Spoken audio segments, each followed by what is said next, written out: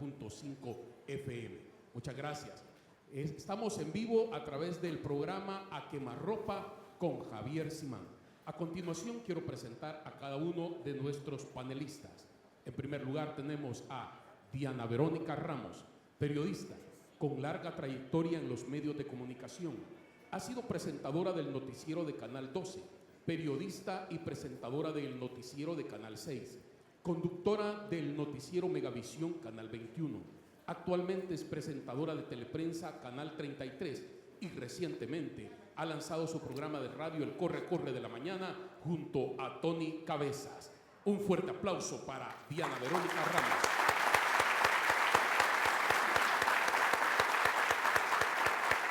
Nos acompaña también William Meléndez, graduado de la licenciatura de Periodismo de la Universidad de El Salvador, actualmente conductor y productor de la entrevista Conexiones con William Meléndez en Televisión de Oriente. Antes se desempeñó como conductor de la entrevista Al Día, Canal 12, conductor de la entrevista en línea de la prensa gráfica, consultor en materia de libertad de prensa y libertad de expresión, cobertura del pasado conflicto armado y firma de los acuerdos de paz. William Meléndez.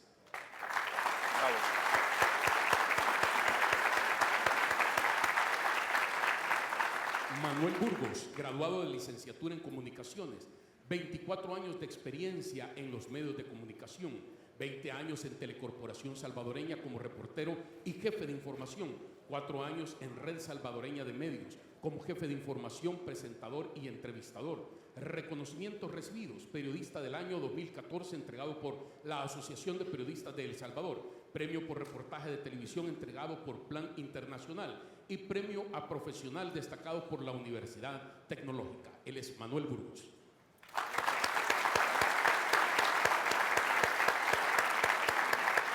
Sergio Méndez, abogado panelista y constitucionalista, notario de la República, conductor y narrador deportivo en Canal 4, presentador del programa Del Despertar Canal 33 y Teleprensa, conductor de varios programas de opinión pública como Debate Político, 8 en punto de Canal 33 y recientemente se encuentra conduciendo Al Punto con Sergio Méndez de Canal TVO, más de 15 años de experiencia en televisión.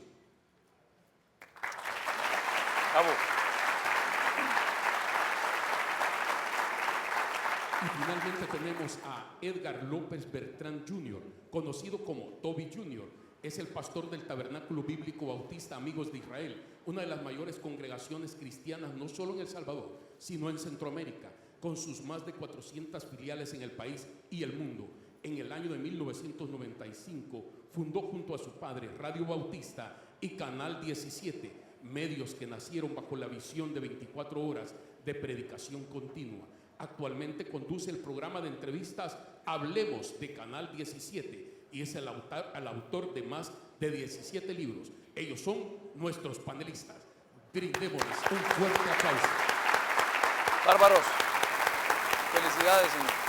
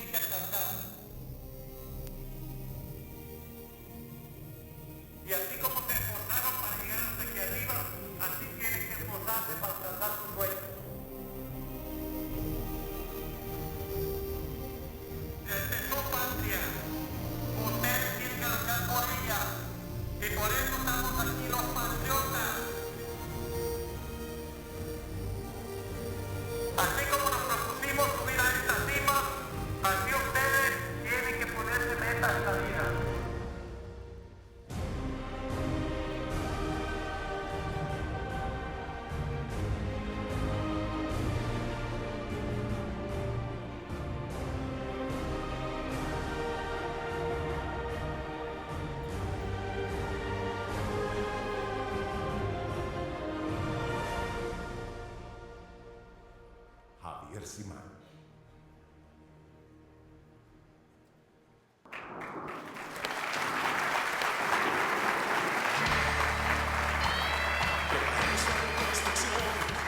De nuestro El Salvador, digámosle sí al hombre que conoce nuestra nación. Sí, sí, sí, sí, va, sí, sí, sí, Javier, sí, sí, sí, sí, va, sí, sí, sí, Javier. Salvemos a nuestra patria de una nueva desilusión. Digámosle sí al hombre que tiene la preparación. Sí, sí, sí, sí, va, sí, sí, sí, Javier, sí, sí, sí, sí, va, sí, sí, sí, Javier. Unidos lo lograremos, juntos con optimismo. Digámosle sí al hombre, Javier nuestra mejor opción. Sí, sí, sí, sí, va, sí, sí, sí, Javier, sí, sí, sí, sí, va, sí, sí, sí, Javier. Areneros de corazón, presentes por El Salvador. Digámosle sí a Javier, nuestro futuro presidente. Primero El Salvador, primero El Salvador. Sí, sí, sí, sí, va, sí, sí, sí, Javier. Sí, sí, sí, sí, va, sí, sí, sí, Javier. Javier Simán, presidente. Nuestro invitado especial ha realizado estudios superiores en Loyola University en New Orleans, obteniendo el título de licenciado en Administración de Empresas en 1986. Luego ingresó a la Facultad de Derecho en Loyola School of Law, graduándose como doctor de Derecho y Jurisprudencia en 1990. Fue juramentado en el año de su graduación en la barra de abogados de la Corte Suprema del Estado de Luisiana, continuando a la fecha activo y autorizado para ejercer la abogacía en los Estados Unidos de Norteamérica. En agosto de 1990 ingresó a Georgetown University Law Center en Washington, D.C., para realizar una maestría de Derecho Internacional en el programa de instrucción para abogados de Harvard Law School en Cambridge, Massachusetts. Su educación primaria y secundaria la realizó en el Liceo Salvadoreño, graduándose como bachiller físico-matemático en 1982. Fue presidente de la Asociación Salvadoreña de Industriales del 11 de marzo del 2011 al 30 de junio del 2017. Las empresas bajo responsabilidad directa de Javier Simán generan 8,000 empleos directos en el sector confección. Sus plantas de textiles son el segundo grupo empleador del país. Sus empresas textiles son las más grandes y modernas de la región centroamericana, subcontratando además 2 plantas independientes que generan otros 500 empleos adicionales en nuestro país. El doctor Javier Simán, como empresario, tiene amplia experiencia abriendo empresas en el sector comercio e industria. También posee experiencia invirtiendo en la banca de seguros, sector eléctrico y en la agricultura. Recibamos al futuro presidente de El Salvador, Javier Simán.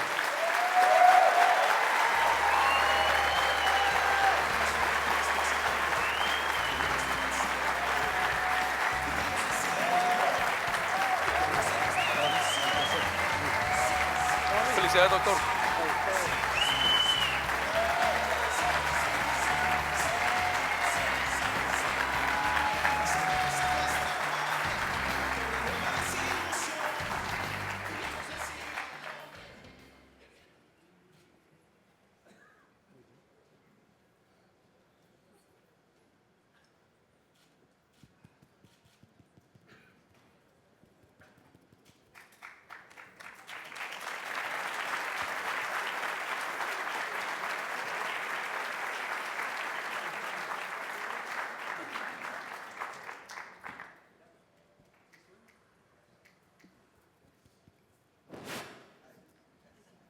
Hoy sí.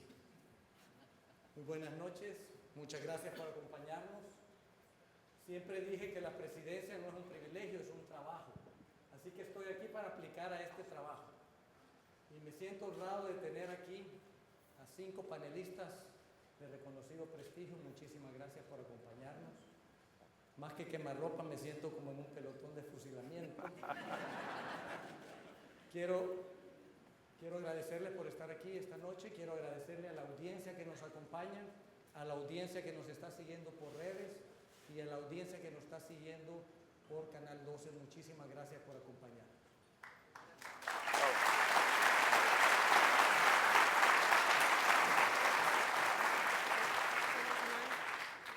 Gracias por considerarnos como comunicadores para ser parte de este grupo de salvadoreños. Creo que si me ayudan con el audio, porque al parecer sí podemos, sí, ok, porque estamos aquí como comunicadores representando al pueblo salvadoreño que quiere respuestas concretas a problemas concretos que necesitan solución. ¿Por qué Javier Simán está buscando ser candidato a la presidencia de la República en un momento tan difícil como este? Internamente, en un partido político no necesariamente unido, dicho en sus propias palabras, y también en donde la clase política no está bien vista. Incluso usted dice que la forma de hacer política del Partido Arena también tiene que cambiar.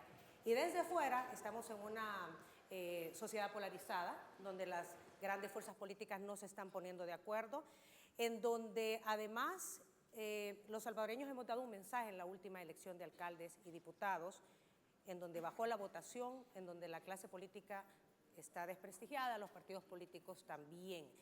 No es el mejor escenario, incluso cuando si entra como presidente de la República, 2019 hay que hacerle frente a un montón de situaciones, como por ejemplo el pago de la deuda. Dirían muchos, no es el mejor momento político para buscar la candidatura a la presidencia. ¿Por qué la está buscando Javier Simán? Yo le digo a mi esposa que lo peor que nos puede pasar es ganar, porque vamos a tener mucho trabajo, Diana.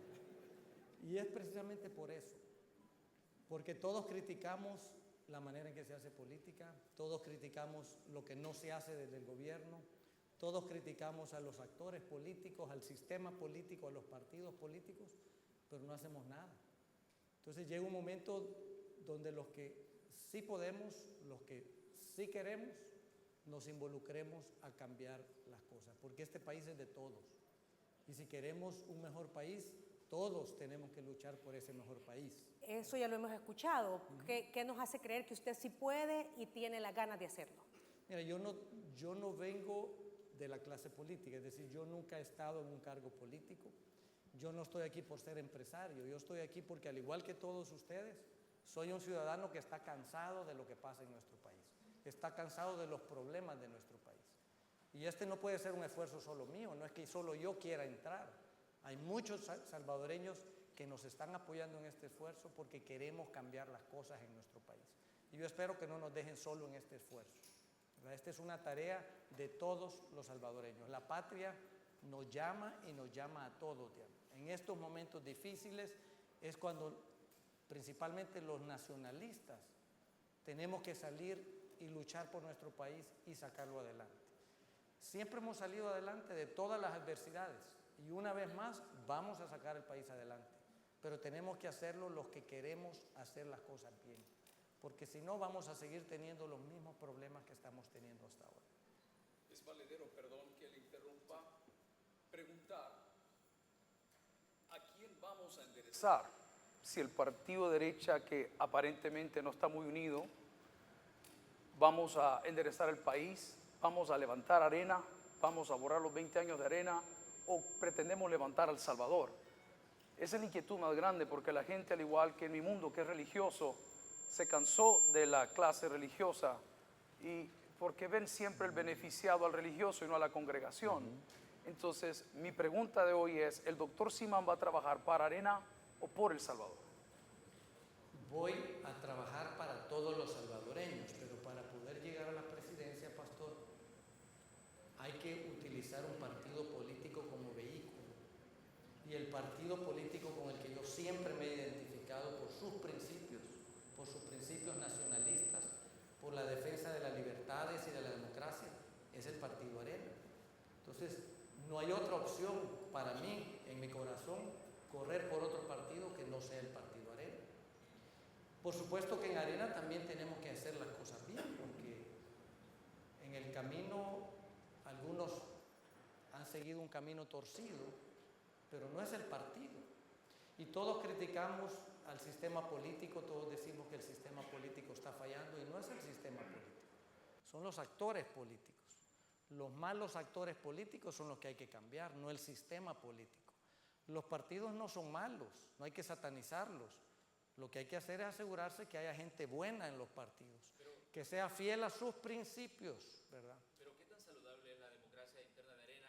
Porque hasta cierto punto, bueno, estamos viendo un proceso, pero la mayoría de gente es algo nuevo a lo que nos estamos adaptando los salvadoreños, de conocer cómo un partido político se lanza a elegir candidatos. Y la pregunta es, ¿qué tan saludable es la democracia interna de Arena? ¿Quién nos puede garantizar de que no es un proceso nada más mediático y que al final, o sea, ya hay dados cargados para uno de los 3 aspirantes a la candidatura presidencial? Precisamente por eso nos metimos, porque eso no puede seguir pasando. Esas matonerías, esas imposiciones, esos dedazos son lo que han hecho que mucha gente pierda confianza en los partidos políticos. Y eso es lo que tenemos que cambiar. Estamos retando las instancias internas de los partidos. Pero Arena es el único partido que ha demostrado ese cambio. Es el partido que ha cambiado, que está implementando esa democracia. Y si vamos a ir a defender la democracia, tenemos que practicarla adentro. Si vamos a ir a defender la libertad, tenemos que practicarla adentro. La libertad individual de los afiliados de votar y escoger a su candidato. Entonces yo creo que Arena es el único partido que ha demostrado que está haciendo esos cambios. No es perfecto, todavía hay mucho que hacer, ¿verdad? Pero sí, la prueba que yo estoy aquí ahora es porque hay un partido al que yo puedo competir. Ahora, ¿qué es lo que garantiza que el Partido Arena no vaya a terminar dividido después de este proceso?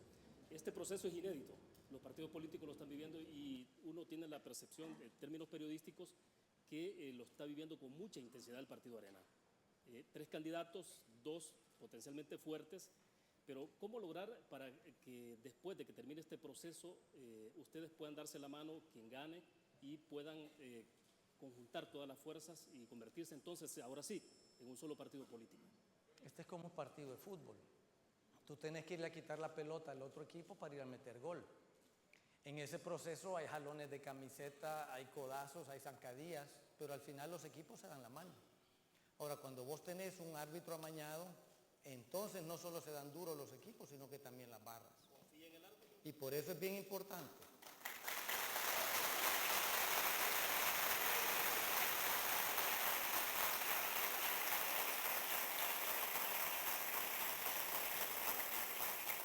Por eso, William, es bien importante que las estructuras del partido se mantengan imparciales. Cada uno puede tener su corazoncito por un candidato, pero como estructura no pueden utilizar su puesto para promover a un candidato. Son los que tienen que garantizar que el proceso sea un proceso transparente y que sea competitivo. Y al final al final de esta contienda, William, tiene que salir un partido unido, fortalecido y más grande, porque solo así vamos a ganar en el 2019 y vamos a poder cambiar. Que es la pregunta que me hacía el pastor. Si hacemos grande Arena, vamos a hacer grande El Salvador. Javier, hay cosas que están como acreditadas y es más que evidente la oposición que tú has tenido al interior del Partido Arena. También es evidente que no muchos en determinado momento se han metido a oponerte y hay muchos también es evidente que te están apoyando. Es evidente el crecimiento de Javier Simán. Es evidente la desesperación de más de algún candidato dentro del Partido Arena. Pero también es evidente que el Partido Arena está mandando un mensaje que no ha cambiado en los 20 años, porque hay algunos de los dirigentes del COENA que abiertamente han manifestado el respaldo por uno o otro candidato, siendo parte del COENA. Javier, si en el caso hipotético se llegara a dar lo que nosotros conocemos, indistintamente tu crecimiento y los instrumentos de medición científico, encuestas internas, tú con gallardía, ¿vas a dar a conocer la corrupción en el Partido Arena? Tenemos que combatir la corrupción, venga de donde venga. ¿Vas a darla a conocer? Y vamos.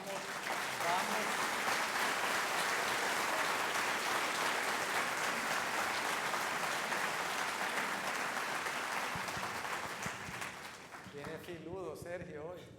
Vamos a empezar por la casa. Hay que empezar a limpiar la casa. Pero yo quiero aclarar, Sergio, algunas personas, y tú lo dijiste, algunas personas no son Arena.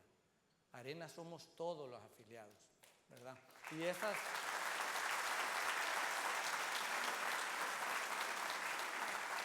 cierto, hay personas en el partido que todavía quieren seguir con las mismas mañas de antes. Hay personas en el partido que todavía ven su territorio como su finca y no quieren dejarte entrar.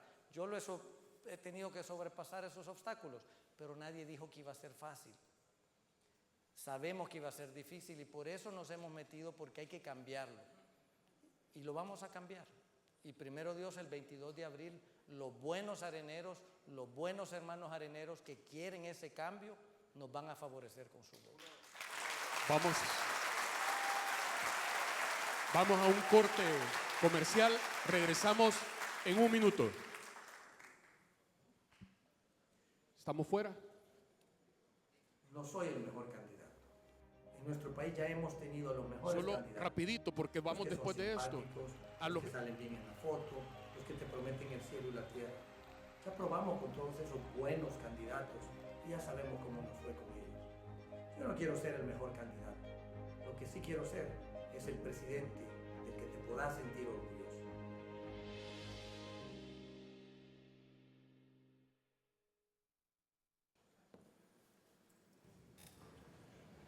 Una de las cosas más interesantes que vemos en El Salvador, lo veo desde el punto de vista, una vez más, lo digo religioso, ese es mi rubro, es la falta de oportunidades y la falta de crecimiento.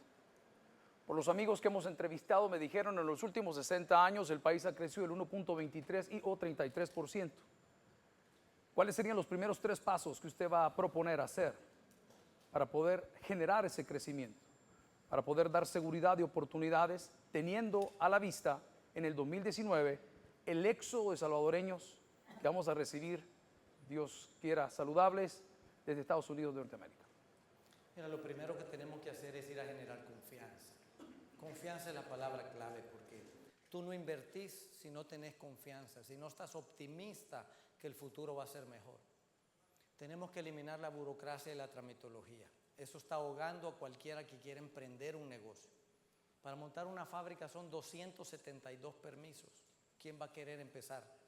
Segundo, tenés que llevar el gobierno a donde está la gente, no la gente traerla al gobierno, porque si tú vivís en Oriente, tenés que venir a tramitar todo a San Salvador y te hacen regresar al día siguiente y te piden la fotocopia del DUI al 120%. ¿Y a quién se le ocurrió que tenía que ser al 120%? No está en ninguna ley. Y en cada instancia del gobierno que vas te piden lo mismo y necesitas las mismas fotocopias. Entonces hay que eliminar eso, hay que facilitar. Necesitamos un gobierno que no sea un obstáculo, sino que sea un facilitador. Doctor, ¿qué pasa con la recaudación?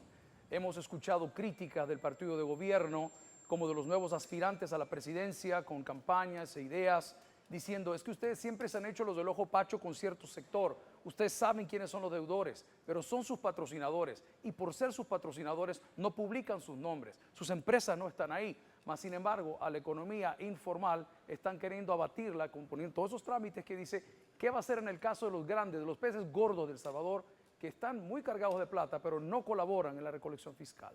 Mira, eso es una semántica que la oímos bien seguido, pero no la han podido demostrar. 28% de la economía es la que paga impuestos. Cada vez se están poniendo más impuestos, no solo a las empresas, sino a todos los salvadoreños. Es decir, este gobierno nos ha bolseado a todos los salvadoreños con 24 nuevos impuestos. Este gobierno ha recaudado 4.400 millones de dólares al año. El último gobierno de Arena recaudaba 2.600 millones de dólares. Entonces, ¿cómo pueden decir que no están recaudando más?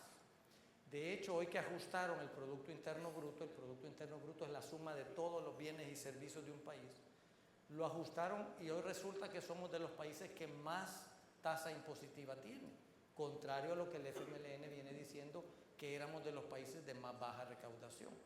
Entonces yo creo que hay que dejar de lado la semántica. El Ministerio de Hacienda tiene todos los datos de todas las empresas porque tenemos que reportar innumerables informes cada 15 días, cada fin de mes. Ellos saben cuáles son las empresas. ¿Significa eso que no es recaudación, sino es administración el problema?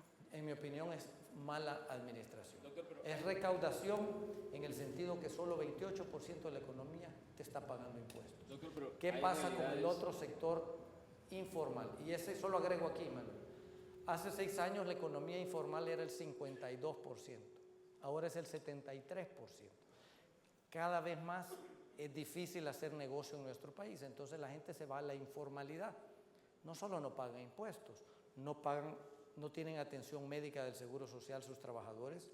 Ministerio de Trabajo no tiene manera de saber si están ganando salario mínimo, no van a tener pensión, no tienen acceso a préstamos bancarios. Entonces, hay un interés del país, del Estado, de que más gente haga negocios en la formalidad. Pero cuando aprueban leyes como la ley del impuesto a las transacciones financieras, alejas a la gente de la formalidad, cuando los tenés que invitar a que se formalicen. Entonces vas a tener un mejor control de quienes pagan impuestos y quienes no pagan, ¿verdad? Hay realidades también que no se pueden obviar. La economía de El Salvador está pasando por un mal momento. Si la comparamos con el resto de Centroamérica, pues ahí podemos encontrar las cifras y los datos que nos dicen lo crítico que está pasando en este momento El Salvador. Y en 2019, obviamente ya decía Diana, hay que cumplir una deuda y hay que tomar decisiones. El Fondo Monetario Internacional estuvo recientemente de visita aquí en El Salvador y dijo que todavía hay un margen para elevar impuestos. Y ellos sugerían incrementarle 2 puntos al IVA y decían y poner el impuesto predial. ¿Qué dice usted como candidato a la presidencia de la República o qué dice usted participando en este proceso político sobre situaciones como esta y recomendaciones que están haciendo organismos como el Fondo Monetario Internacional?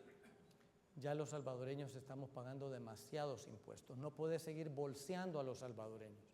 Hay que quitar algunos impuestos que están deprimiendo la economía, que no la dejan crecer. Si pones más impuestos, más la vas a deprimir. Subir el IVA.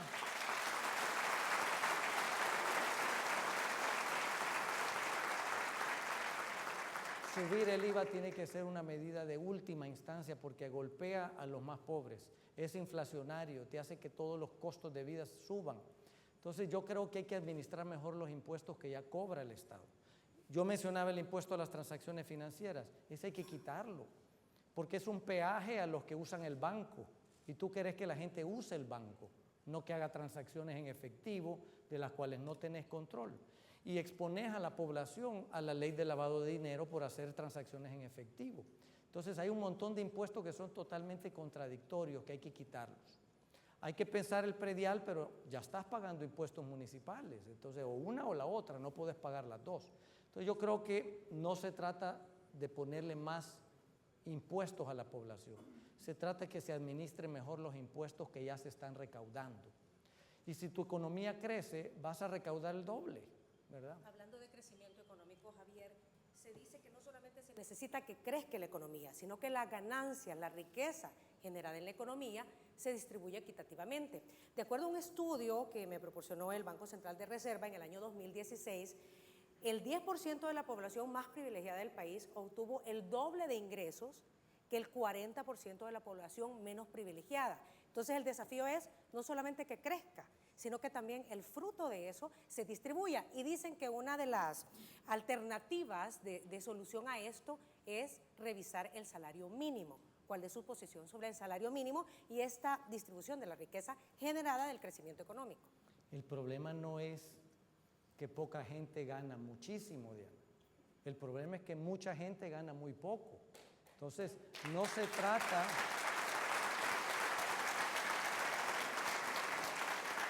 Porque siempre oímos ese cuento de la redistribución de riqueza.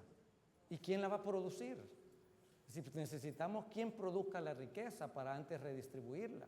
Si todos nos ponemos en cola esperando que el gobierno nos distribuya riqueza, ¿quién la va a producir?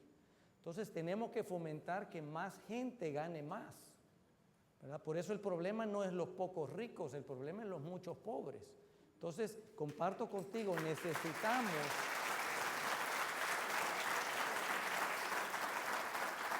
Ojalá hubieran más ricos en el país, ojalá hubiera más riqueza en el país. Y el que tiene riqueza no es porque se la robó a nadie, es porque la produjo. Entonces tenemos que fomentar la producción de riqueza en nuestro país para que le llegue a todos. Por supuesto, tenés que garantizarle un ingreso mínimo. Y yo he propuesto por años que el salario mínimo se debe revisar todos los años, pero de acuerdo a una fórmula económica y no dejar que los políticos metan la mano en el salario mínimo porque no les toca. Por eso hay una comisión tripartita que está regida por un convenio internacional de la OIT, gobierno, sector privado y sector laboral. Ellos son los que tienen que revisar el salario mínimo y deberían de hacerlo de acuerdo a la inflación, al costo de la canasta básica, en fin, de acuerdo a parámetros económicos. Pero cada vez que vienen elecciones, a los políticos les encanta prometer aumento del salario. Siempre en esa misma línea, tú sos empresario y obviamente producís riqueza. En el gobierno no lo podés hacer, sino que tenés que crear las condiciones para que se genere precisamente esa riqueza. Tendrás que llegar dentro de la Asamblea Legislativa de una u otra forma a seducir a los partidos para tener los votos. Es del conocimiento que algunos partidos funcionan en base a la chequera de casa presidencial y muchos dicen es más fácil que las maras dejen de cobrar la renta a que los partidos dejen de poner la mano. ¿A qué costo, a qué acuerdos sería capaz Javier Simán de llegar con los partidos de derecha para poder gobernar ese país? Esas prácticas hay que erradicarlas totalmente. No se puede...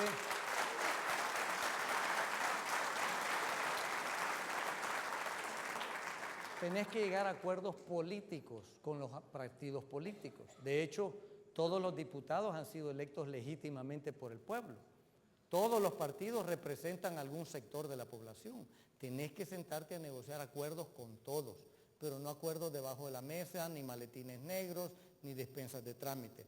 Pero también tenés que regular...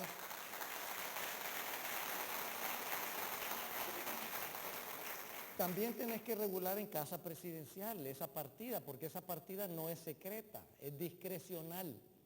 El presidente tiene que rendir cuentas de cómo utiliza ese dinero, no es una partida secreta. No habría maletines negros pese a que todavía en el partido Arena hay gente que en el pasado manejó los maletines negros y está apoyando a X o Y candidato. Cuando yo llegue a presidente, no va a haber ninguna de esas personas en mi gobierno, primero.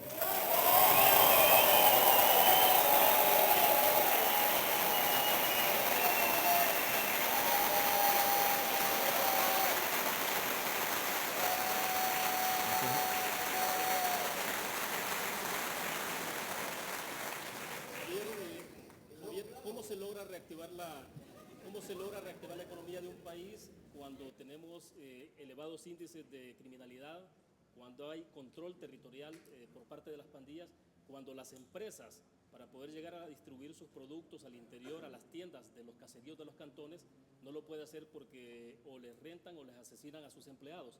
Entonces, ¿cómo se puede hablar de crecimiento de economía o de reactivar esa economía si tenemos una situación de inseguridad tan grave como la nuestra? Totalmente de acuerdo contigo, William. Y el presidente, por constitución, es el comandante de las Fuerzas Armadas y es el comandante de la Policía Nacional Civil. Yo como presidente voy a asumir esa responsabilidad. Yo no la voy a delegar en un ministro de Seguridad.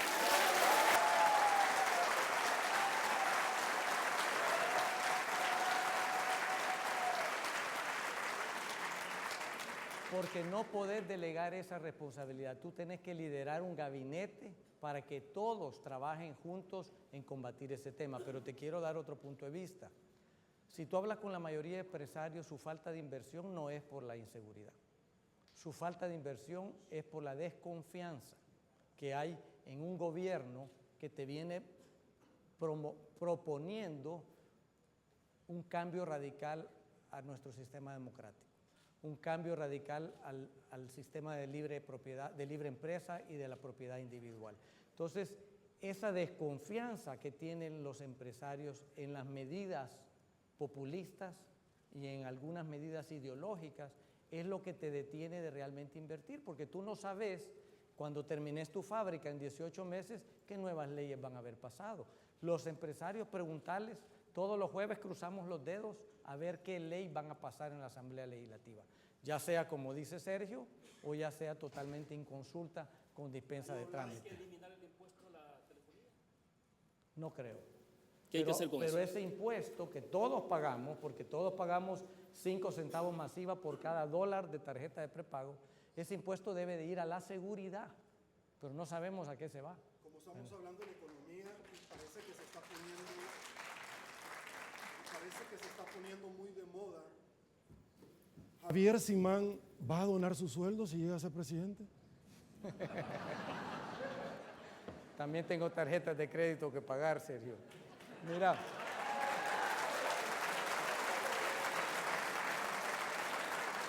No, yo decía el otro día que he aprendido que la gente que no necesita su salario no trabaja con la misma dedicación y pasión.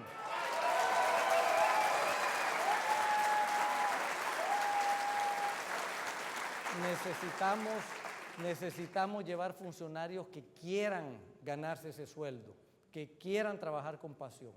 Y tenemos que también asegurarnos que estén bien compensados, que no se les tenga que sacar sobresueldo. Hay que revisar esa ley de salarios, porque si tú quieres buenos funcionarios, tenés que pagar buenos salarios y garantizarle que el funcionario público va a poder hacer una carrera pública. Vamos a comerciales. Vamos, después, Manuel, regresamos contigo, pero en este momento vamos a comerciales. Gracias. Quieren que me vea más joven, quieren que me peine diferente, quieren que los haga reír, quieren que me vea más cool, quieren que actúe como político.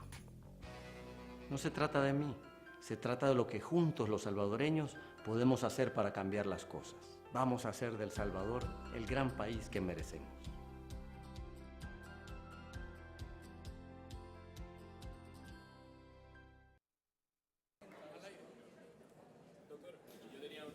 Un interrogante antes de irnos a comerciales. Estamos hablando de salarios y hay datos que son reveladores respecto a la situación del empleo en El Salvador.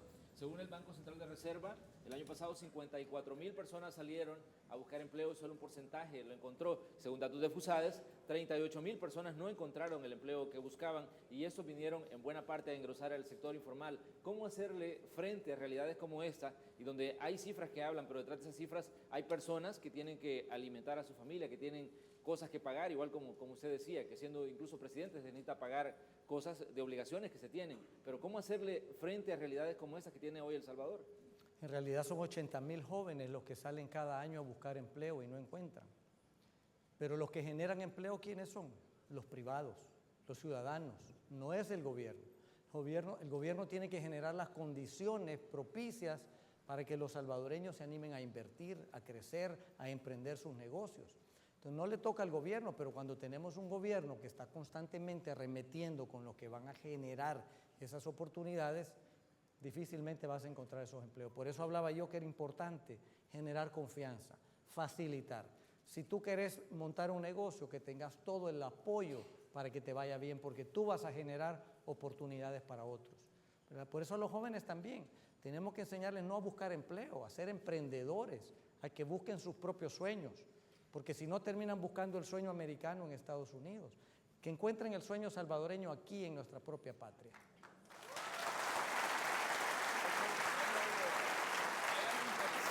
Javier. Y cuando hablamos crear confianza, no solamente de parte del gobierno con nuevas reglas y con nuevos acuerdos que puedan llegar, sino quiero hablar del tema pandilleril. Una de las cosas que pude compartir en algún momento con Sergio en una entrevista, decía: Sergio, ¿cómo podemos frenar a ese monstruo que se está comiendo ya a Estados Unidos, a México, al Triángulo del Norte, a El Salvador? Porque también esa es parte de generar confianza. Cuando las empresas privadas, como lo sabemos todos, tienen que pagar derecho de piso para entrar a las colonias, tienen que pagar derecho de piso para distribuir su producto. Entonces, por otro lado voy y digo, bueno, señores, si estamos queriendo invertirle menos a la educación y menos a la seguridad, pero por el otro lado nos obligan porque no hay alternativa para distribuir y para vender, alimentar ese monstruo, ¿cuál es su acercamiento, el approach suyo a ese fenómeno pandilleril? Lo digo ahora a nivel mundial porque están hasta en Europa también, como lo están en muchas partes de El Salvador. Pero a quien más golpea, pastor, es a la gente más pobre. Ellos para entrar a sus comunidades tienen que pagar una cora. Y si llegan arriba de cierta hora ya no pueden pasar. Trabajadores que están pagando su casa todavía y se las han pedido. Trabajadores míos les han pedido a su hija de 16 años. Ellos son los que están sufriendo más, ¿verdad? Y tenemos que empezar a abordar ese tema desde ya, no podemos esperar hasta el 2019. Su partido... Hay que entenderlo primero el problema, pastor, porque pareciera, primero, que no entienden el problema, y segundo, que no hay una sincera voluntad de resolverlo. Lo que hemos visto es un intento electorero de hacernos creer que los homicidios van bajando. ¿Pero llamaríamos eso a la extensión de las medidas extraordinarias por las cuales Arena no quiere votar? Yo creo que las medidas son extraordinarias, tienen un tiempo y las hemos venido renovando año con año. ¿Funcionan, doctor? Yo creo que hay que resolver el problema. Está bien las medidas extraordinarias un tiempo, pero ¿a cuándo vamos a empezar a resolver el problema? Y el gobierno pareciera que no lo ha entendido, porque el gobierno te dice, aquí hay maras porque hay mucha pobreza. Pero tú mira Nicaragua, es más pobre que nosotros y no tiene maras. El gobierno viene y te dice, aquí no crece la economía por las maras.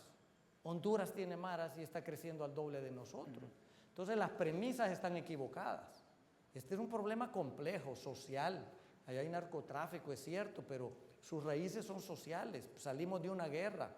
Tenemos que ir a esos barrios y comunidades a empezar a resolverle el problema a esos jóvenes, que tengan oportunidades. Y ahí es donde yo decía, el presidente tiene que liderar su gabinete para ir a recuperar áreas e invertir. El Ministerio de Obras Públicas tiene que entrar, educación tiene que entrar, salud tiene que entrar. Tenemos que ir haciendo esos barrios modelos y una vez recuperados, pasamos a otro barrio, comunidad, pero hay que empezar a resolverlo, pastor. No darnos la paja de que se está manejando, si no se está resolviendo. Javier, pero ¿cómo se rompe la retórica del sueño americano, del sueño salvadoreño, si en septiembre del próximo año podemos tener a las puertas aquí en nuestro país a 180,000 compatriotas que eventualmente se les dio prácticamente 18 meses de TPS para que ellos puedan regularizar su situación, si lo pueden, y si no, simplemente les pondrán las maletas y estarán en El Salvador? Más allá de que Dios quiera que entonces el Congreso o el Senado se pongan de acuerdo y logren una salida favorable para los compatriotas. De lo contrario, estarán acá en nuestro país. Entonces, ¿cómo se puede romper con la retórica, insisto, del sueño salvadoreño si no tenemos las condiciones para recibir a los que ya están llegando y a una oleada más importante de compatriotas expulsados de Estados Unidos? Lo que tú estás diciendo es que cada vez va a ser más difícil buscar el sueño americano. Con mayor razón tenemos que empezar a trabajar para encontrar el sueño salvadoreño aquí. Tú hablabas de los beneficiados del TPS. No se les extendió, se les canceló. Se les ha dado 18 meses para que empaquen y se regresen. No podemos esperar hasta junio del 2019 para buscar una solución. Hay que empezar ya y no hemos visto que se esté buscando ni siquiera la asesoría legal migratoria a los que sí califican para una residencia bajo otro programa, o porque sus hijos son mayores de 21 años, o porque su empleador los puede pedir, o porque tienen sus propios negocios y como inversionistas pueden pedir. Tenemos que empezar a trabajar con el gobierno y con el Congreso de Estados Unidos para buscar una solución permanente. ¿Por qué? Esa gente tiene sus casas, tiene sus vidas, probablemente las tienen hipotecadas. Sus hijos son americanos. Entonces los vas a obligar a venirse de regreso y dejar a sus hijos allá, o que se traigan a sus hijos a un país donde no ofrece oportunidades. Entonces el reto no puede esperar al 2019, hay que empezar ya. Javier, en el tema de seguridad, las gradas se barren de arriba hacia abajo, ¿cierto? Zacarías tuvo a la Fuerza Armada, no con labores de acompañamiento a las calles, sacaría la posibilidad de un decreto ejecutivo para traer a las ICIES y que procese indistintamente, sea quien sea, cuando hemos visto a gente de su partido que ahora son funcionarios negociando con las maras? Dos preguntas. El rol constitucional de la Fuerza Armada es mantener la soberanía del territorio nacional. El rol constitucional de la policía es mantener la seguridad pública. Son dos roles diferentes. No deberían andar juntos. Tienen roles diferentes. ¿Solo la Fuerza Armada tiene un rol diferente.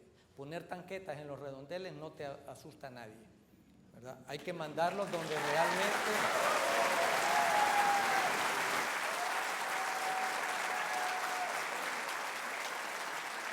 Hay que mandarla, Sergio, donde realmente la población está sufriendo el acoso de las maras. Yo tengo un trabajador... De acuerdo a los expertos, ya no es un tema de seguridad ciudadana, sino un tema de seguridad nacional. Es un tema de incapacidad de resolver un problema delincuencial y criminal.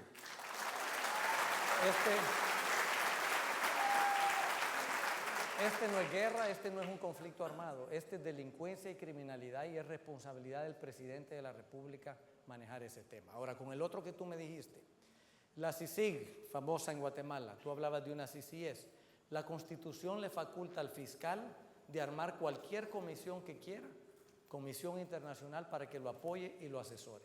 Lo que nuestra Constitución no permite es que encima del fiscal pongas una comisión, porque eso es ceder la soberanía. Entonces yo sí estoy de acuerdo.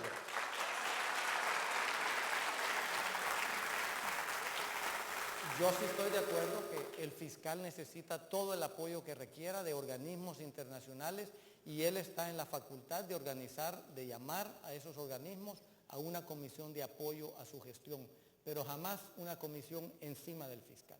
Javier, en el 2019 este país, para resolver ese problema, para resolver el problema económico, necesita de gobernabilidad.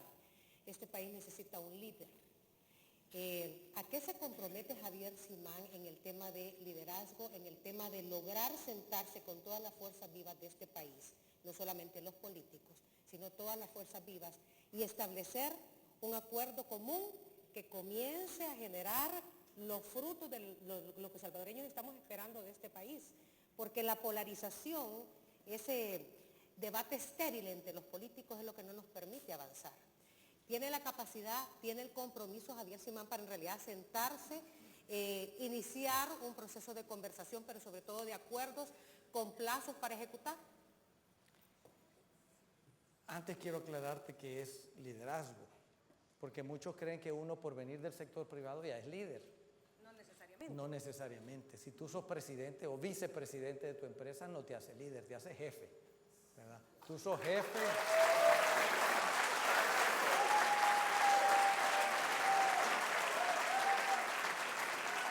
Tus trabajadores trabajan para ti, van a hacer lo que tú digas. Liderazgo es cuando tú motivas a la gente a que te siga a un rumbo común, a un rumbo que nos beneficie a todos. Y yo creo que en mis años gremiales he demostrado tener ese liderazgo estando en mesas de directiva donde la mayoría de los empresarios que se sientan contigo son mayores que tú, son más exitosos que tú, sus empresas son más grandes que la tuya, pero te han confiado que lideres esa gremial. Y una cosa es ser presidente y otra cosa es presidir. Entonces yo sí creo que el rol del presidente es presidir un gabinete de personas capaces, cada uno experto en su área, que nos van a ayudar a resolver esos problemas. Y tener el liderazgo de llegar a acuerdos políticos, no como los que dice Sergio, acuerdos políticos con los diferentes partidos, porque sí hay temas que no tienen que ver con ninguna ideología. Los salvadoreños, no importa si sos de derecha o de izquierda, estás sufriendo igual, estás hambreando igual y te morís igual.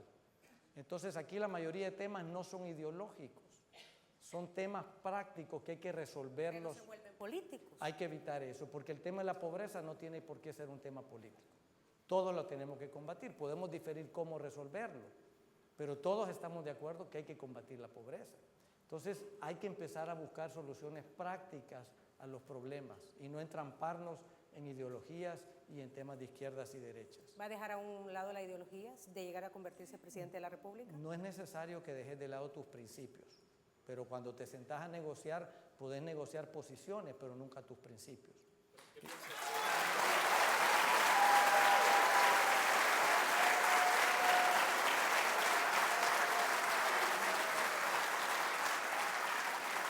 ¿Qué piensa usted, doctor, de situaciones que son tan criticadas por la población, como por ejemplo el nepotismo, y hablan de que muchos gobiernos convierten, o muchos partidos convierten al Estado en agencias de empleo para familiares, para amigos?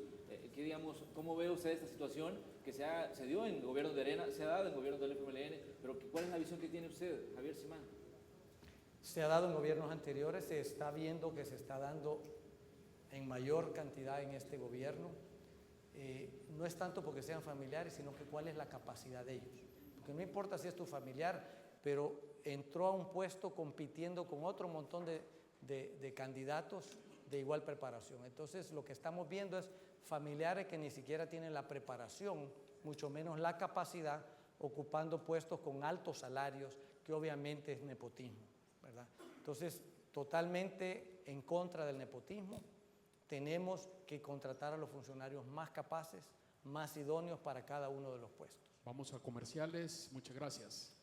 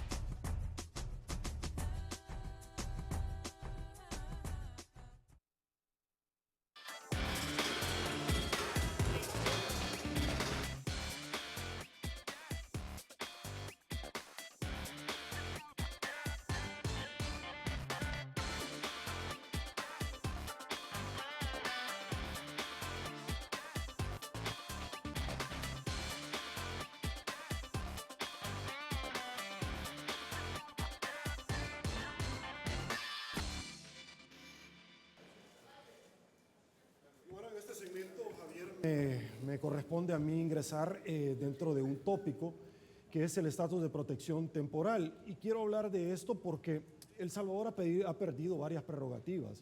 Vemos nosotros donde ciertamente el TPS ya no va más, pese a que se obtuvo en gobiernos del partido Arena, cuando René León era el embajador de El Salvador en Washington. También hemos visto nosotros una gran cantidad de elementos de los cuales ciertamente estamos a punto ya de perderlos, como los Dreamers, los jóvenes soñadores. Javier, ¿esto es producto realmente de la culminación de un proyecto o de la falta de cintura política, de la negativa de un gobierno ideológico de ver hacia el cono sur y no tutelarle los derechos a los salvadoreños, más de 3 millones de salvadoreños y sumando en aquel país del norte? ¿Se podría comprometer Javier Simán que va a tener un lobby, pero no una política bajera como la que se ha realizado, sino que un lobby de altura para recobrar ese tipo de prerrogativas?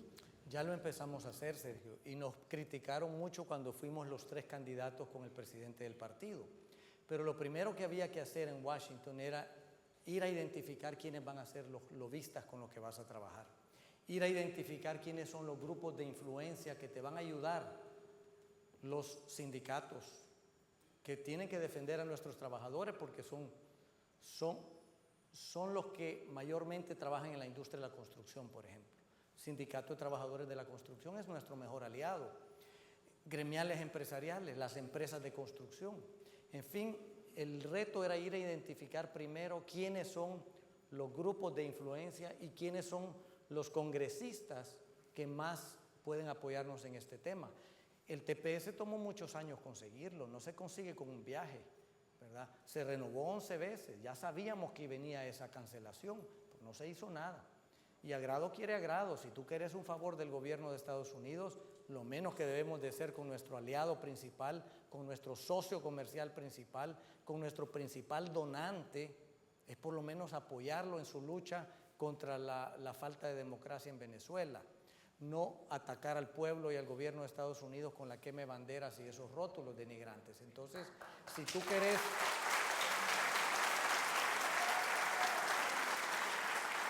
Si tú querés que el gobierno y el pueblo de Estados Unidos nos favorezca con una residencia para nuestros compatriotas, por lo menos tenemos que fortalecer esa relación con ellos. Y eso es lo que no hemos visto. Se ha debilitado. Y no es fácil ir a cabildear. El Tratado de Libre Comercio nos tomó 4 años para cabildearlo. Recientemente Estados Unidos iba a aprobar un tratado a Vietnam, nos tomó 3 años. Cada 3 meses íbamos a Washington para ir a cabildear con los congresistas. Es una tarea que hay que seguirla manteniendo todo el tiempo, no lo puedes abandonar.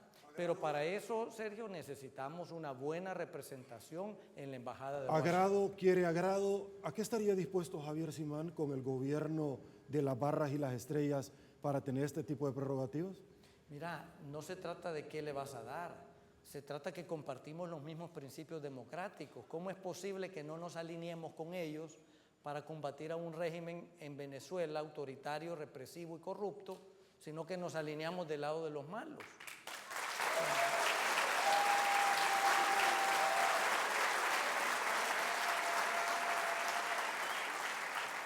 El Salvador ha tenido una fuerte alianza con Estados Unidos. Hemos enviado nuestro ejército a acompañar a Irak, Afganistán, a los diferentes países en misiones de las Naciones Unidas. Nuestro país ha sido aliado toda la vida, pero esa alianza se ha debilitado. Hay que fortalecerla. Javier, hay un tema que creo que lo hemos saltado y tengo la impresión de que si ese tema no se aborda con mucho realismo, de todo lo que hemos hablado se nos cae, y es el tema de educación. ¿Cuál es el compromiso si usted llega a ser candidato presidencial y se convierte en presidente de este país? ¿Cuál es el compromiso en el tema educativo? Costa Rica nos ha dado una lección en términos de cuánto invierte en educación y sabemos dónde está Costa Rica, en términos de desarrollo humano, desarrollo económico y el capital social que tiene. Entonces, ¿cuál sería el compromiso? ¿Hasta dónde se puede elevar el Producto Interno Bruto de este país en educación? Totalmente de acuerdo. No solo es aumentarle el presupuesto, sino asegurarse que se administre bien. El tema de educación es primordial. Pero primero empecemos con nuestros educadores. ¿Qué estamos haciendo por ellos? ¿Verdad? ¿Quiénes son nuestros educadores? Hay 14,000 maestros que ya están en edad de jubilación y no se jubilan porque la pensión no les va a alcanzar. Hay que ver las instalaciones. Tú tenés que ir a una escuela pública, irse a meter a un baño de la escuela pública y van a ver lo que sufren los alumnos. Vayan a meterse a la cocina de una escuela pública y van a ver a dónde les preparan los alimentos a ellos. ¿Y cómo podemos esperar que en nuestro país no boten basura en la calle si en la escuela no les estamos enseñando eso? Dos cosas a la vez. ¿Cuánto del PIB se puede incrementar? Instalaciones hay que invertir. Herramientas, computadoras, es lo más básico, tabletas. Hay un programa ahorita que se está desarrollando con unas empresas del sector privado y USAID para educar a los jóvenes con tabletas electrónicas. Es decir, preparemos a los jóvenes para que se enfrenten a los retos del futuro, pero pareciera que les estamos enseñando el pasado. Si tú vas a las escuelas vas a ver que les reparten paquines donde explican que el culpable de los problemas de nuestro país o es el sector privado, o son ustedes los medios de comunicación, o es la sala de lo constitucional. Si sembramos odio,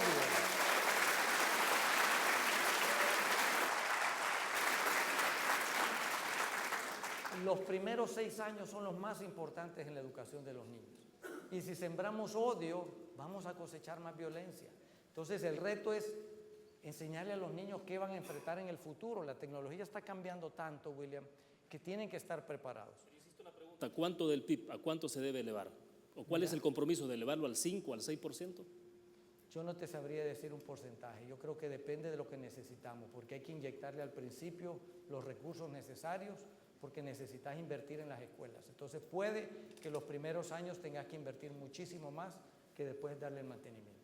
Incluso te voy a decir, hemos platicado que los alcaldes tienen una gran responsabilidad, no solo en la educación, también en el tema de seguridad que ustedes preguntaban. Los alcaldes tienen que incidir porque son los que están más cerca de la población. Y los alcaldes tienen que ver también en lo que pasa en las escuelas. De hecho, hay alcaldes que están pagando maestros porque el Ministerio de Educación no tiene. Hay aproximadamente 500 escuelas que tienen un maestro desde preparatoria hasta 6º grado. Tú hablas con ese maestro y deja a unos niños cortando recortes del periódico mientras se va a otro grado a darle indicaciones. ¿Cómo esperamos darle una educación a nuestros hijos si tenemos un maestro para 6 grados? Necesitamos invertir en educación. Yo comparto contigo y no me voy a comprometer a un porcentaje porque puede que sea más lo que tengamos que inyectar al principio.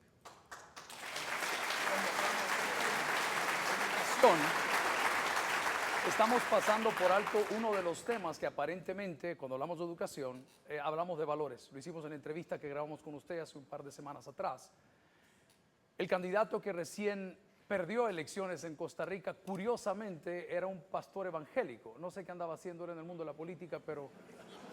Aprender la lección sí, tú. Sí, definitivamente.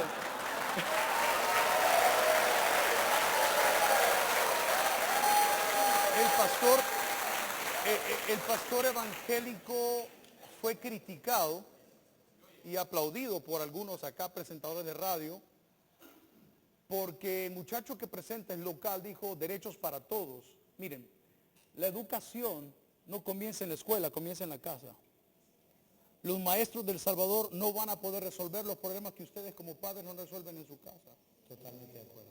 Entonces los principios y valores comienzan a impartirse por casa y no en la escuela. ¿De qué me sirve regalar una computadora por alumno como pretenden haberlo hecho si el marero de la escuela se la roba? Yo tengo 35 años de hacer lo mismo y estoy en escuelas todos los días con estadísticas y todo lo que el candidato dice es una realidad. ¿Cuál es su posición en bodas del mismo sexo, aborto, derecho a la vida? Y si a usted le tienen miedo los del partido que usted representa, porque saben que trae una escuela dura de principios. Gracias, pastor. Tenemos que despedir la transmisión para Canal 12. Agradecemos a todas las personas que han estado siguiendo la señal a través de este canal. También agradecemos a las personas que han estado con nosotros a través del 104.5 FM. Pueden seguir esta transmisión de este A Quemarropa con Javier Simán a través de las redes sociales del doctor en Facebook Live. Así que gracias a la audiencia de Canal 12. Vamos a continuar con el debate aquí a nivel interno. Y tu audiencia que espere la respuesta por Facebook Live.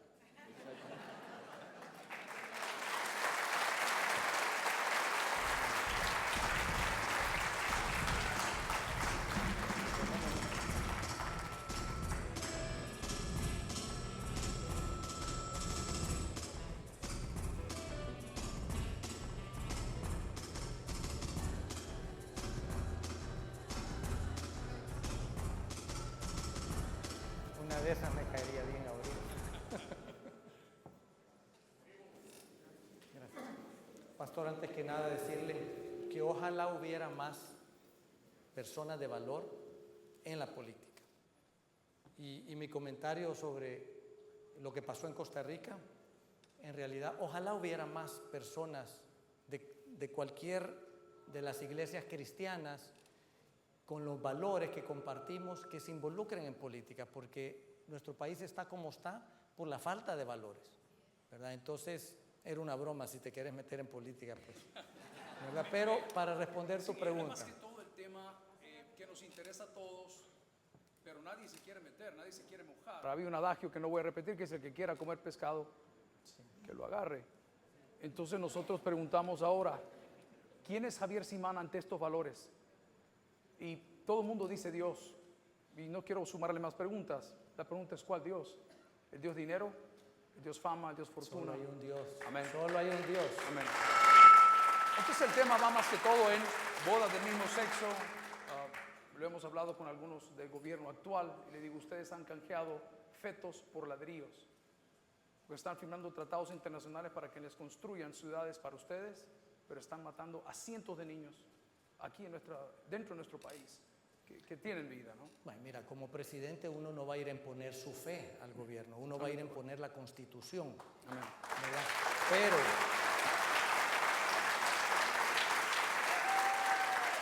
Pero tu fe y tus valores cristianos son los que rigen tu vida, ¿verdad? Entonces, no te puedo decir que no voy a gobernar del corazón en base a mis valores, por supuesto que sí. Pero no se trata de ir a imponer mis creencias ni mi fe, se trata de que respetemos la Constitución. Ese es el rol que voy a asumir. Ahora, yo creo en la vida, yo lo dije la vez pasada, Dios te da la vida, nadie te la puede quitar más que Dios. Eso quiere decir no al aborto y no a la pena de muerte.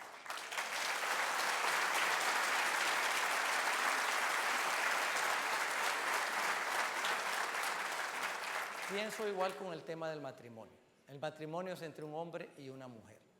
¿Qué hace el hombre?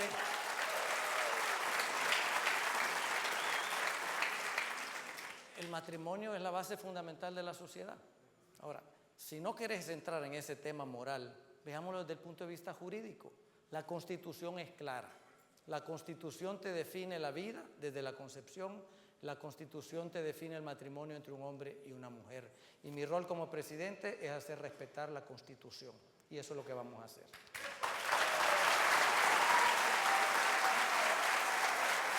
Javier, en los temas sociales, preocupa el tema de pensiones. Si bien es cierto, ya se hizo una reforma al tema de pensiones, es insuficiente. Y volvemos al tema de la deuda que tiene el país. ¿Cuál es su propuesta en el tema de pensiones? ¿Hacia dónde va? Usted hablaba también del 72% de la población económicamente activa, pero que se mantiene en el sector informal y precisamente es parte del grupo que no se ha incluido en una reforma de pensiones. ¿Cuál es la propuesta? Se acaba de aprobar una reforma que soluciona el problema temporalmente, ¿verdad? Pero estamos en esa crisis porque el gobierno no cumplió lo que le tocaba cumplir. Entonces hay que entender cuál fue el problema que nos llevó a ese tema de pensiones. Y no empezó con este gobierno, empezó con el último gobierno de Arena, porque ahí se aprobaron reformas populistas que lo que lograban era darle más beneficios a unos trabajadores sobre otros. Y al final, ¿quién paga eso? Al final lo tenemos que pagar todos nosotros. Las pensiones salen del pago de los impuestos. Entonces, la solución que se acaba de dar es temporal. Resuelve el problema, pero no del todo. Tenemos que ir y revisar la finanza, porque hay una obligación del Estado de pagar las pensiones de los que se jubilaron del sistema anterior, del sistema cuando antes era el gobierno el que cobraba y manejaba las pensiones. El sistema de cuenta individual tenemos que modificarlo también para garantizarle a los trabajadores que su ahorro va a seguir creciendo. Y ese ha sido el problema principal. Cuando el gobierno toma prestado el 72% de los ahorros y les paga el 1.3%, esos ahorros no crecen. Pero las AFPs, lo que no le dieron al gobierno, que lo invirtieron en otros instrumentos, le sacaron hasta el 9,5% de retorno. Hicieron crecer eso. Entonces, una de las prioridades es que crezca ese ahorro para que cuando te jubiles tengas un ahorro suficiente. En la reforma se dio también un beneficio que no existía, que es que tú podés prestar contra tu ahorro. Eso es un gran beneficio para nuestros trabajadores. Claro, todo tiene un costo. Los trabajadores y los empleadores aceptamos subir un poquito nuestra aportación. Entonces tenemos una gran responsabilidad de ver cómo el Estado del presupuesto tiene que cumplir el pago de lo que le corresponde de pensiones. Y el problema en el pasado es que ni siquiera se estaba incluyendo en el presupuesto. En mi opinión, totalmente irresponsable, porque el Estado sabía que tenía que pagar esas pensiones y no lo incluía en el presupuesto.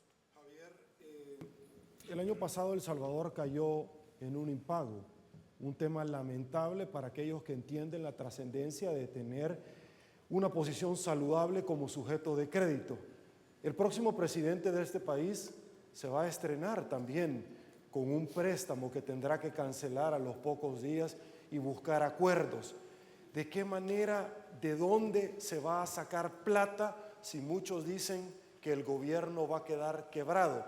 ¿Cómo es que no se van a aumentar los impuestos, pero de algún lado tiene que salir la plata? Ese es uno de los retos que va a asumir el presidente el 1 de junio. A un mes de estar ahí le vencen 800 millones de deuda pública y a los 3 meses empiezan a deportar a los compatriotas. Por eso dije de que no podemos esperar hasta junio para resolver esos problemas. Ese tema del vencimiento se tiene que empezar a ver desde ya con la nueva Asamblea Legislativa que asume el 1 de mayo. Ese es un tema que los partidos políticos tienen que llegar a un acuerdo cómo se le va a hacer frente a esa deuda, si se va a refinanciar o cómo se va a hacer. Pero ese es un tema que no puede esperar hasta el 1 de junio. Y yo sí creo que el país tiene la capacidad. Nuestra economía está creciendo al 2.3% y recaudan 4.400 millones de dólares. Si la economía creciera al 4% como Honduras o 4,5% como Guatemala, recaudaríamos mucho más dinero. Y segundo, hay que revisar en qué se está gastando el dinero también, ¿verdad? Porque este gobierno ha tenido más recursos que cualquier gobierno en la historia, y donde quiera que yo he ido a un conversatorio, en todo el territorio, la gente se queja de salud, de seguridad y de educación. Entonces, si tenés un gobierno más grande, con más recursos, con más deuda, ¿por qué la gente se está quejando que tiene peores servicios públicos? Algo está mal. Incapacidad y corrupción. Javier, a propósito sobre el tema de...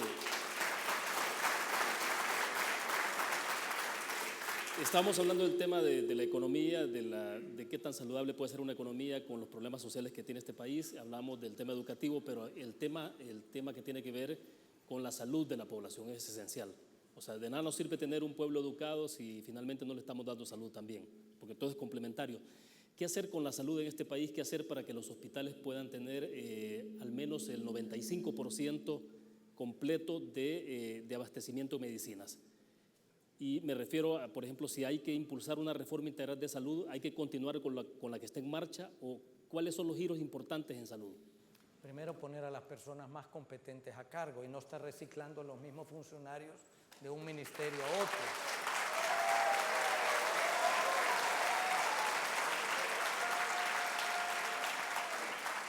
Porque en el sistema de salud hemos visto cosas tan fáciles de resolver, William, como que medicamentos se vencen en un hospital y no hay medicamentos en otro hospital, ¿verdad?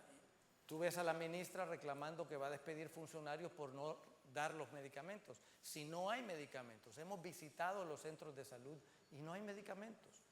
Entonces, pareciera que cada gobierno que ha llegado ha agregado un nuevo subsistema. Entonces, hoy tenés un montón de subsistemas. Tenés Sibasi, tenés las ECOS, tenés Ciudad Mujer, tenés los centros de salud, tenés Fosalud. Por ejemplo, Fosalud, ese lo puso el último gobierno de Arena. Ese es un impuesto a cigarros, licores y armas. Se recaudan como 113 millones de dólares, pero solo les dan 35. Entonces, ¿dónde se van los demás? Entonces, el dinero ahí está. Por ejemplo, tenés bienestar magisterial, que es lo que le da la salud a los maestros. Su gasto ha aumentado de 300 millones a 627 millones y no hay más profesores. Entonces, algo está malo ahí de cómo lo están manejando. Entonces, tenemos que hacer una reingeniería total del sistema de salud y para eso estamos trabajando con los que conocen, con los trabajadores de salud. Ahí están los médicos, los enfermeros, los laboratoristas, los inspectores, los trabajadores Ya estamos trabajando, William, con ellos, porque ellos conocen el problema desde su raíz. Y va a implicar cambios radicales, y por eso yo siempre hablo del cambio radical, porque hay que ir a cambiar los problemas desde su raíz, ¿verdad? Antes de cederte la palabra, Manuel, solamente agregar que a través del número de WhatsApp 7164-4825 también tenemos preguntas del público y de la audiencia a través de las redes sociales. Luego de tu pregunta, tal vez damos espacio para contestarlas. Exactamente, ya que estamos hablando de salud, una de las grandes quejas de este sector, por lo menos los empleados de salud, es el tema del escalafón, que hemos visto el debate que se generó en los últimos años a raíz de que están diciendo que no se les está pagando. ¿Se debe continuar con este tipo de beneficios? Escuchábamos al ministro Carlos Cáceres cuando era ministro todavía de Hacienda y él decía de que esto genera un costo demasiado elevado y que a la larga esto no es sostenible en el tiempo. Pero ¿qué se le dice a las enfermeras, a todos los empleados de los hospitales, a los médicos y a todos los que reciben el beneficio en cuanto a si se les puede continuar pagando o no se les debe continuar pagando? El escalafón es ley y al gobierno le toca cumplir la ley y no la está cumpliendo con el escalafón. El escalafón te da un 3% por tu antigüedad y un 4 o un 5% de incremento por tu desempeño. O sea que hay una evaluación. O sea que puedes estar recibiendo entre un 7 y un 8% de aumento de salario, pero no se está haciendo. Y nuestros trabajadores, ¿cómo es justificar vos que un médico que ha estudiado 13 años entra ganando $400 al sistema de salud? Pero en la Asamblea Legislativa, un portero o un motorista gana $1.500 y no tuvo que estudiar 13 años. Entonces, hay una disparidad totalmente injusta en los salarios públicos. Y si tú le vas a confiar la salud de tus hijos a un médico, a un enfermero, tienes que asegurarte que él esté bien compensado. Y el escalafón es ley, hay que cumplirla. Que no hay recursos. Sí, específicamente el tema del escalafón. Hay que respetar el escalafón, pero hay que revisar la ley de salarios, ¿verdad? Porque tú dentro del mismo sistema de salud tenés un médico en Fosalud que gana diferente que un médico en Ciudad Mujer o que un médico en otra dependencia. Entonces hay que revisar la ley de salarios. Okay. Tú necesitas asegurarte que los servidores públicos, y aquí quiero hacer un paréntesis porque hay buenos servidores públicos, uno tiende a generalizar que todos son malos, corruptos. Hay buenos servidores públicos que están haciendo carrera al servicio de la población y tenés que garantizarle su crecimiento, su promoción y sus ingresos a la gente buena, y para eso el escalafón exige que tú los evalúes cada año. El problema que ha tenido este gobierno, y no lo dicen, es que han traído graduados de otros países que no cumplen con los mismos requisitos que los graduados de aquí y los están metiendo en el escalafón en las posiciones más altas, ganando mayores sueldos que el que lleva años y no se le ha revisado. Perdón, Sergio, solo te voy a interrumpir un segundo porque tenemos una pregunta del público. Y lo que pasa es que nosotros pusimos que el público podía preguntar, entonces acá, breve. Claro, buenas noches. Mi nombre es Max Serrador, periodista y escritor independiente. Saludos, personas, panelistas y público en general. Tengo una pregunta breve y concisa a petición. Aquí en El Salvador hay un problema claro, más allá de la salud, la economía y la seguridad, que se llaman las pandillas. Es sumamente, usted en sus spots habla sobre emprendedurismo y el apoyo a los jóvenes. El empresario sufre esto también y acaba de mencionar de que uno de los problemas es la inestabilidad institucional que el empresario tiene, pero el emprendedor, el joven emprendedor, créame, de que es extorsionado a cada rato en la calle, el que tiene un negocio en la esquina, cualquier persona, cualquier joven, perdón, es extorsionado a cada rato. De clase media para abajo, somos extorsionados. Esto es un problema que no deja crecer la economía ni la sociedad. ¿Cómo y qué va a hacer para responder a esta problemática? Estábamos hablando hace un rato de las grandes empresas, que a las grandes empresas no es tanto ese el factor que las afecta como el otro que yo mencioné. Pero en el caso de la población, por eso decía yo que a quien más afecta es a los más pobres. Los emprendedores, cuando montan su negocio y le caen encima con las extorsiones, terminan cerrando. En San Miguel estuvimos con un joven que había montado un car wash y le iba súper bien. Y lo empezaron a extorsionar y él no les hizo caso hasta que le mataron a uno de sus trabajadores.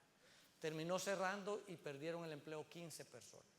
Cualquiera que emprende un negocio lo terminan acosando. Hasta la señora que vende pupusas. Le cobran primero una pupusa, después 2 pupusas, después 20 pupusas y al final termina cerrando. Tenés toda la razón. Ese es un problema que no dejan los emprendedores y que golpean más, por eso dije a la gente pobre. Yo tengo un trabajador que hace como un mes se me acercó que los mareros le habían pedido su casa. Y me dijo, yo ya fui a poner la denuncia a la policía. ¿Y sabe qué me dijeron? Que ellos me van a ayudar a moverme de casa. Entonces, nuestra gente está desamparada porque no hay una autoridad, ¿verdad? Y ese es lo primero que tenemos nosotros que empezar a abordar. No es una solución fácil, pero primero tienen que empezar a repartir a la policía donde más se necesita.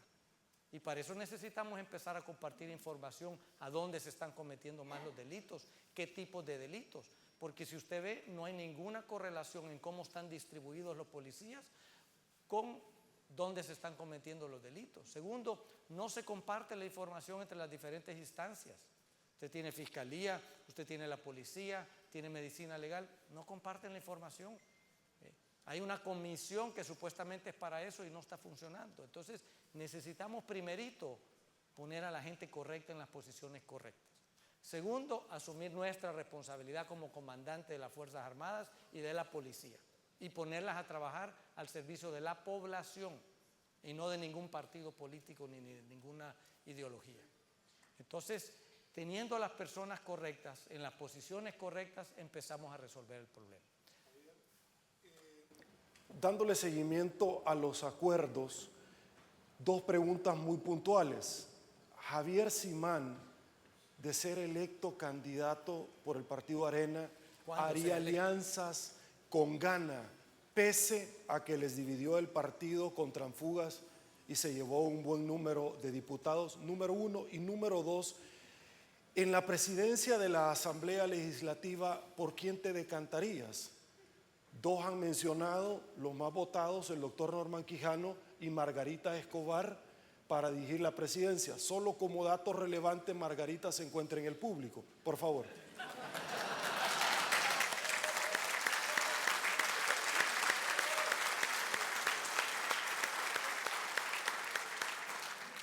Margarita sabe por quién me decanto yo. Pero lo que te quiero decir es de que esperaríamos que si nuestro partido ha sido el que mayor número de diputados ha logrado, le corresponda a la presidencia y no como la legislatura anterior, que también éramos el partido con mayor número de diputados y no tuvimos la presidencia.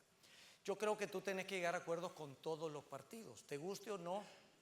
Gana sus 10, 11 diputados son electos por el pueblo. FMLN, sus 21, 22 diputados son electos por el pueblo. Representan a una porción de los salvadoreños que conforman nuestra nación.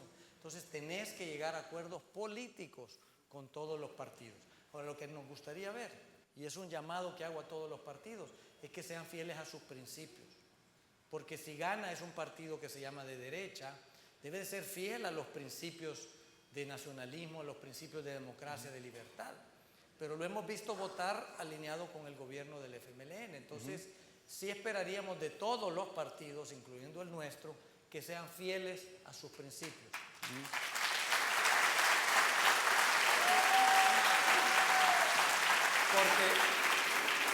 Porque los que votamos por el partido, votamos por los principios que ese partido defiende. Y cuando ese partido actúa diferente, nos está traicionando, ¿verdad? Y por eso es que muchos salvadoreños han perdido la confianza en los partidos políticos. Y hoy nos toca recuperarla y eso es lo que vamos a ir a hacer. Quería preguntar, dentro de los temas de interés, hemos visto a un país aliado con nosotros como ha sido Israel para con El Salvador toda la vida. Siendo un hombre con descendencia de Belén, como aclaramos en alguna conversación, ¿cuál es su posición ante el conflicto árabe-israelí? Y la segunda, ¿cómo es posible que en El Salvador, si no lo sabían, por 10 meses esté en Costa Rica el nuevo embajador de Israel y Relaciones Exteriores aquí no le quería recibir sus credenciales. ¿Qué hacemos? Mira, yo creo que en nuestro país tenemos suficientes problemas de que preocuparnos. Donde quiera que yo he ido, la gente me dice dos cosas. Yo estoy preocupado por llevar el sustento a mi hogar y yo estoy preocupado que mis hijos regresen vivos al hogar. Y esas son las dos prioridades. Esas son las dos prioridades que nosotros tenemos que ir a asumir. Generar oportunidades y combatir el tema de la inseguridad. Por supuesto, tenemos relaciones internacionales. Tenemos que jugar la geopolítica, ¿verdad? Y en ese sentido, nosotros tenemos excelentes relaciones con Israel y con todos los países. ¿Movería la embajada de nuevo hacia Jerusalén o la dejen en Tel Aviv? Yo creo que ya la tuvimos, hay que entender por qué se quitó, hay que entender qué ganamos con moverla y qué perdimos con regresarla. Y habría que entender qué ganaríamos ahorita con hacerlo. Yo no tengo una posición clara ahorita, pastor, creo que es geopolítica. Hay que entender quién te lo pide, por qué te lo pide y qué vamos a ganar. Pero independientemente de dónde esté nuestra embajada, tenemos que tener relaciones con todos los países y ojalá tengamos un embajador de Israel pronto. Estaba ligando por el tema TPS. Hemos visto cómo los del Triángulo del Norte aparecieron haciendo una jugada geopolítica. Dijeron, señores, vamos de regreso. De repente el señor Trump le baja un poco el ritmo a ellos. Es por eso el origen y el deseo de saber cuál era su posición. No sé si eso tiene que ver directamente con el caso de los TPS. No hemos escuchado que sea un requerimiento de Estados Unidos. Claro. ¿Verdad? Pero como te digo, uno tiene que tener relaciones con todos los países. China es un buen ejemplo. Nosotros tenemos relaciones comerciales con China comunista. Pero tenemos relaciones diplomáticas con China-Taiwán. Podés tener las dos, pero son dos tipos de relaciones diferentes. Tú reconoces a Taiwán porque es un país democrático igual que nuestro, pero tú tienes relaciones comerciales con el otro país. Entonces no veo ninguna incompatibilidad en el tema de Israel o cualquiera de los países árabes. Tenemos una pregunta de Carlos Recinos de Radio Globo. Buenas noches, don Javier, panelistas y amigos presentes en este evento. Mi pregunta, aunque parezca un poco superficial, me parece importante introducir, y espero no arruinar esta noche, introduciendo el factor Bukele. Lo digo de esta forma porque en la coyuntura política actual, los candidatos mesiánicos, populistas, revestidos de falacias, se presentan como los favoritos, lamentablemente, de llegar a la presidencia de la República. ¿Cómo hacerle entender especialmente a los jóvenes que no necesitamos que se llegue a improvisar a la presidencia de la República? Que un presidente tiene que tener...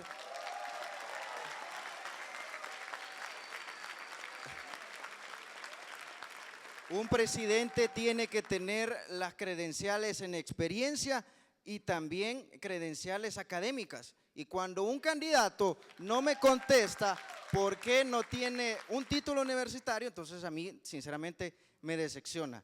Esa sería mi pregunta, don Javier.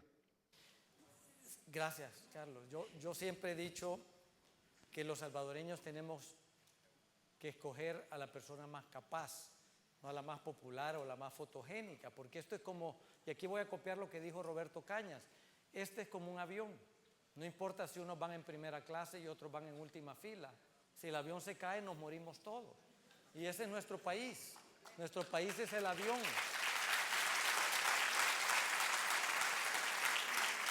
Y el otro día alguien preguntaba, ¿cómo es posible que dos millonarios estén peleando por la presidencia? ¿Y a vos qué te importa si el piloto es millonario o pobre? Tú querés al mejor piloto. ¿A vos qué te importa si el piloto es pelón o peludo o es gordo o es flaco? Tú querés al mejor piloto que no permita que el avión se estrelle. Y eso es lo que los salvadoreños tenemos que hablarles claro. A los salvadoreños ya no le pueden dar atol con el dedo. Hay que hablarles claro. Tenemos por cuestiones de tiempo, tenemos una última pregunta del público. De ahí vamos a leer una pregunta porque las redes han estado, realmente la gente nos ha estado enviando. Vamos a tener una pregunta por WhatsApp y vamos cerrando porque ya solo tenemos 5 minutos. Herbert Esmaján. Buenas, don Javier, ¿qué tal está? Muchos en El Salvador tienen la idea de que un buen gobierno es aquel que provee cosas gratuitas a la sociedad. a la sociedad, cuando en realidad un buen gobierno es aquel que le facilita el desarrollo a sus ciudadanos.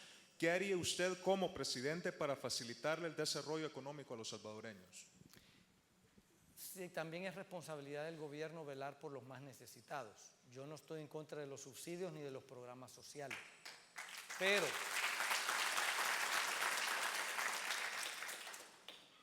pero pareciera que han sido herramientas electoreras y no herramientas para combatir la pobreza. Necesitamos revisarlos y rediseñarlos para que nos ayuden a sacar a la gente de la pobreza, no a que sigan siendo pobres y votando por el gobierno que se los regala. Entonces, sí hay que velar por los más necesitados, hay que focalizarlo, pero para ayudarles a dejar de ser pobres. Eso, tenerlo por seguro.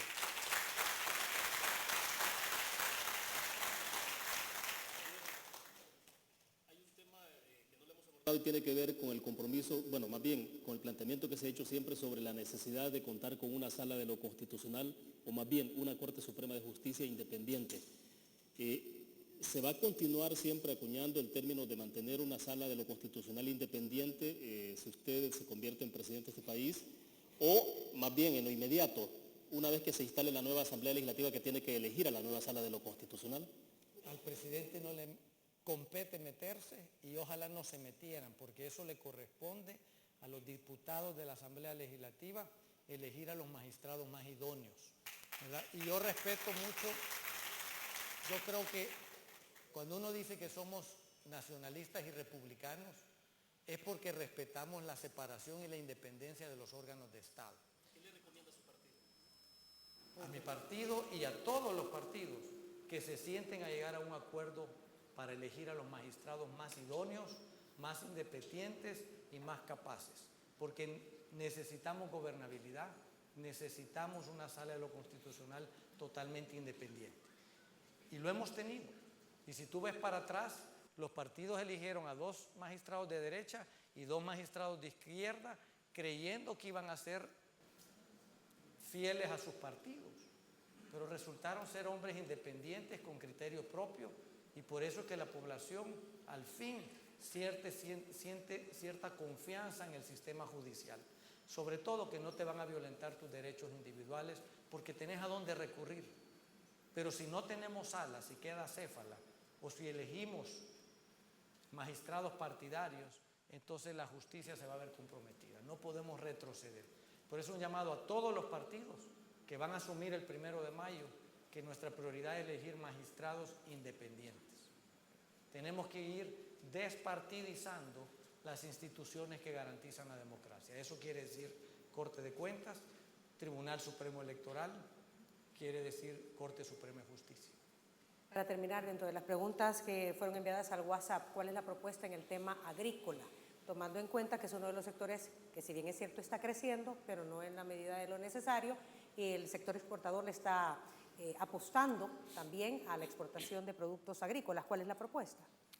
Vamos a apostarle a la agricultura, pero una agricultura para exportar y para agroindustria. Es decir, esa agricultura de subsistencia que viene promoviendo el gobierno, ellos le llaman agricultura familiar, en la que tú siembras lo que te vas a comer, eso tiene 100 años de antiguo. Necesitamos realmente meterle tecnología a la agricultura. Y aquí hay un tabú que nadie quiere hablar, y es el tema de la reforma agraria.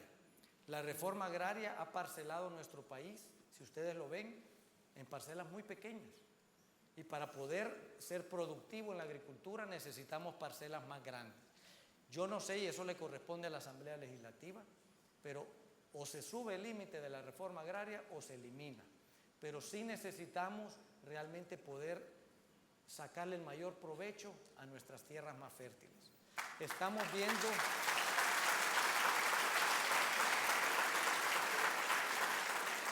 también necesitamos hablar de ordenamiento territorial. Las tierras más fértiles se están lotificando y en cambio los bosques se están deforestando para sembrar maíz.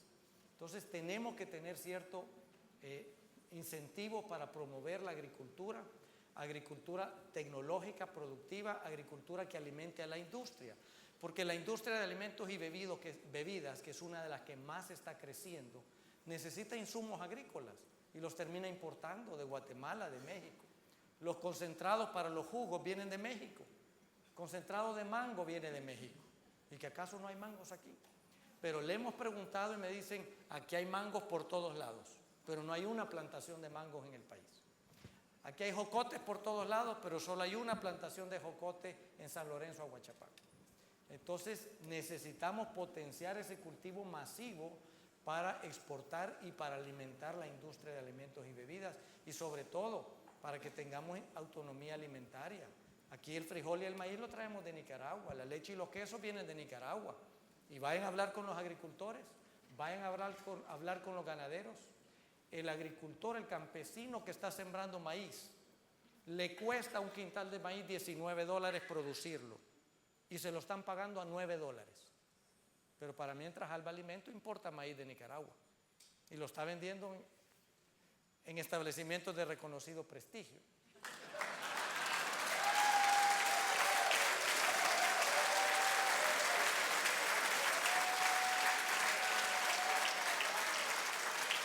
Entonces, obviamente algo está malo, Diana, porque nuestros agricultores la están pasando muy mal, están perdiendo $10 por quintal, nadie se va a meter a sembrar maíz solo para su consumo. Y entonces va a haber escasez, tenemos que depender más de las importaciones. Entonces, tenemos que apostarle a la ganadería, pero que le vaya bien, a la agricultura y a la ganadería, pero que le vaya bien al ganadero, que le vaya bien al agricultor, porque ahí está la mayor pobreza de nuestro país. Ok. ¿De qué? Sí, va a ir de vicepresidente. Todavía no estamos esperando. ¿Y usted se sigue mareando de copiloto? Me sigo mareando de copiloto y me voy a seguir. Muy bien, muchas gracias. Les agradecemos a cada uno de ustedes, a los más de 5.700 personas que nos están siguiendo a través de Facebook Live. Muchas gracias. Gracias a cada uno de ustedes, gracias a cada uno de sus medios de comunicación que nos dieron la oportunidad de tenerlos a ustedes. Gracias, Pastor. Gracias, Sergio. Gracias, Manuel. Gracias, William. Gracias, Diana. Y sobre todo, gracias al señor presidente de la República, Javier Simán.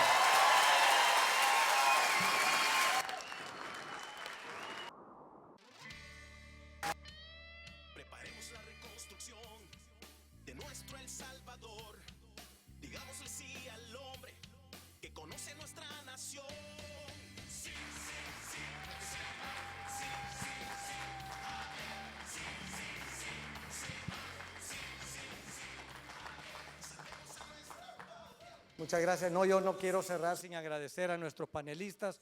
Por favor, un fuerte aplauso para ellos.